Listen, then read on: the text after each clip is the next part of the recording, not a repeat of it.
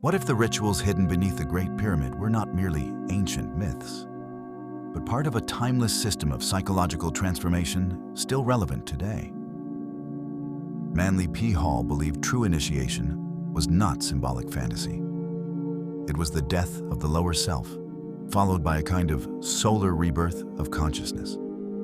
By comparing Hall's esoteric philosophy with the subterranean rites of the Egyptian mystery schools, we uncover a hidden roadmap for transforming the soul from ignorance into wisdom, from spiritual darkness into illumination. And perhaps the most unsettling part is this: the path to initiation may not have changed in thousands of years.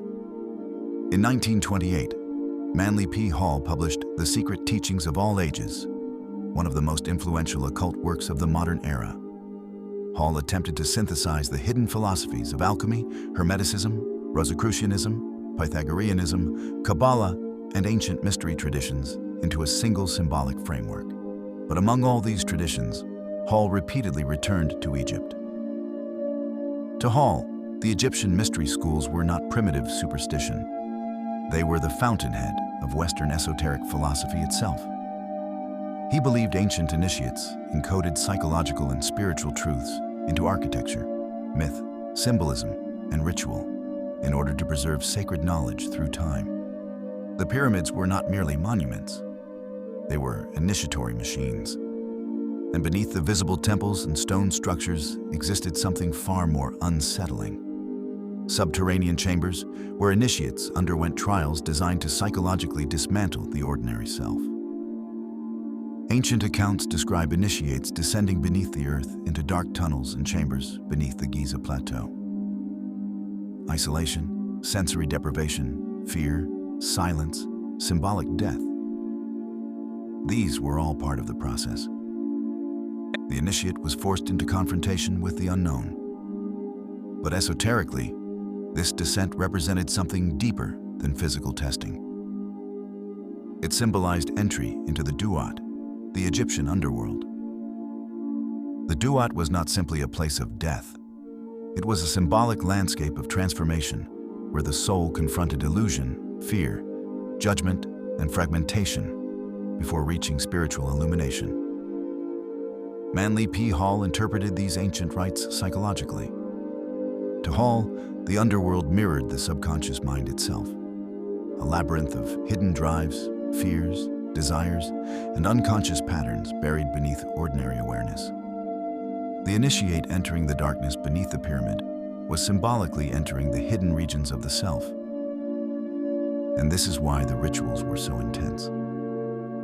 The purpose was not comfort. It was confrontation. The mystery schools sought to break identification with the superficial personality. Fear had to be faced directly. Isolation had to be endured. The ego had to lose control. Only then could a deeper level of consciousness emerge.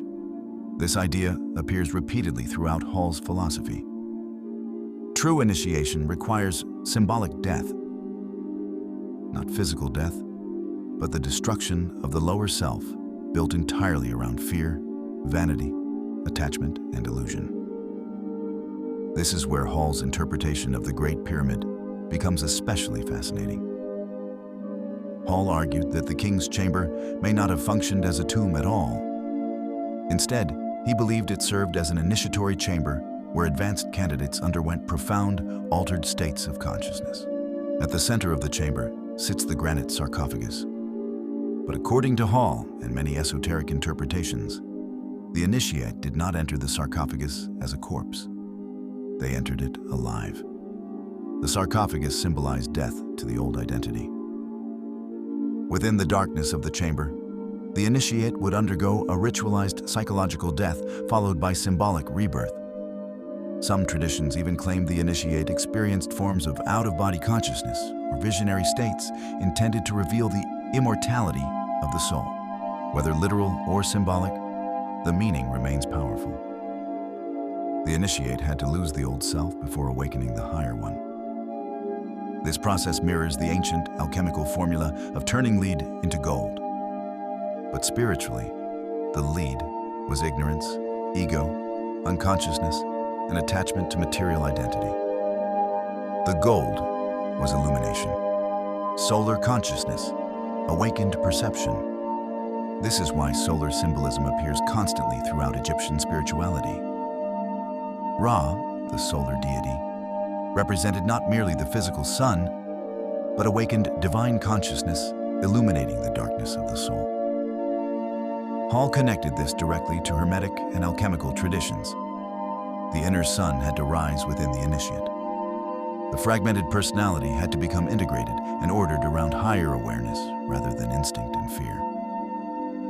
In this sense, the mystery schools were not teaching blind belief. They were teaching transformation. The initiate was not meant to worship symbols externally forever. The symbols were maps guiding internal evolution. And perhaps this is why Hall's work remains so compelling today.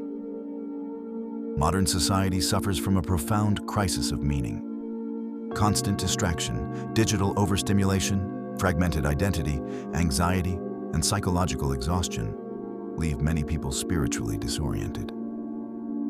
The ancient mystery schools approached human suffering differently. Obstacles were viewed as initiatory trials. Fear became part of transformation. Darkness became preparation for illumination.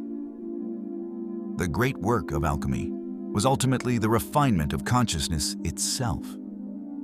And this may be the hidden message preserved within both Hall's philosophy and the Egyptian initiatory traditions.